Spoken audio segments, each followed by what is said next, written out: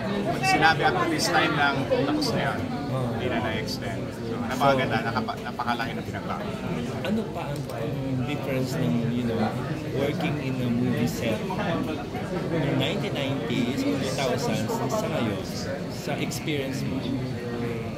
Ngayon, mas less yung heat, yung init. Una-una sa mga ilaw. And yung mga gamit, mas modern, mas mabilis mag-set up. And ngayon, may mga air contents na dati, kotse mo lang. Sa ilalim ng punong kahoy. Totoo yun. So pinagdaanan mo lahat ng mga paghihirap noon, di ba? Yes.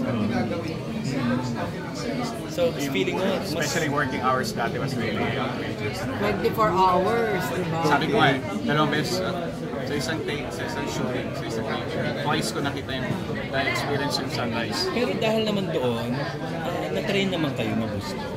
Yung budget. Tama po. Tama. Alam ko, lalo na dati, huwag mong sasayangin yung film. Kasi mahal. Grabe yung pressure. Wala eh. Ngayon, unlimited na eh. Pwede ka mag-ilang takes. Wala kang magagalit sa'yo. Or pick up. Kasi marireview mo na agad, di ba? Dito na lang ang pick up. Hindi mo pa na-miss ang mga naging leading ladies mo like Alex Dixon, etc. Matagal na panahon. Aramina. Matagal na panahon. In love sa kanya. Saan ba? I was in that movie. Ay, saksi ka ba? Magkasama tayo noon. Naligo pa siya bago love scene nyo. Sabi pa siya. Sa pelikula, nakalimutan mo. Love scene eh. So, tama din naman na you want to be hygienic about it. Hindi kasi naman, kaya nga sabi niya, nung panahon na yon, walang air content, di ba? Nasa araw ka, tapos paggabi love scene, amoy araw ka na, di ba? Speaking of love scene, panoorin niyo po, abangan niyo po ang love scene niyo, madam. Alam mo, tumigil-tigil ka dyan. Grabe.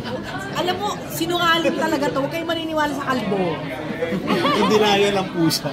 Miss Pinky, ano pong role niya dito? I play Olivia. Ako po yung stepmother ni Dylan dito. Si Dylan po ay anak ng asawa ko kay Jelly de Belen. So anak siya sa labas. So pagkamatay po ng asawa ko, iniwan lahat ng pera kay Dylan. So gumagawa si Olivia ngayon ng paraan para makakuha siya ng share niya nung pera yon. So ang ginawa niya, siya mag-aalaga, mag-aaruga kay Dylan kasi meron siyang sakit sa puso. At mahirap lang sina Jelly, nagbebenta lang sila ng banana Q. So parang inanggup ko siya, pero ang totoong gusto kong mangyari is makuha yung pera na pinamana sa kanya ng asawa ko. Parang kontrabida role? Or? Of course. How was it po? Parang natatag po kayo bilang kontrabida mo? Okay lang, mahaba ang buhay niya. Hindi po kayo parang napapagod kasi boss at ano po yun eh. Nakakapagod. It's not easy. But it's also fun. And yun na nga, mahaba ang buhay nun, very interesting. Nasa sa'yo yun, how to make it interesting. How to make it different. How to make it playful. After po ito po yung next project nyo? After this, I'm doing something for July. Another teleserye. Miss Pinky, paano nag-cure yung love nyo?